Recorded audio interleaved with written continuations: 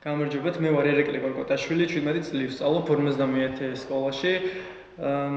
ეს არის ჩემი პირველი გამოსვლა ტელევიზიაში და მინდა წარმოგიდგენთ რამდენიმე ლექსი. სტუმარი.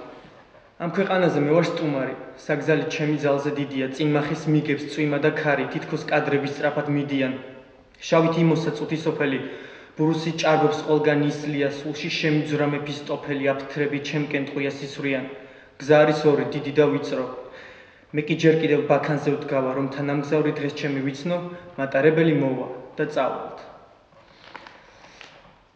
შემოდგომის მოგონება. იცი ლამაზი ჩემი განცდები, პლანეტას ჭარბობს ისე ბევრია, ბედისგან ასროლ ტყვიას გავცდები, მუდამ ახსოვს რომ ჩემი მტერია.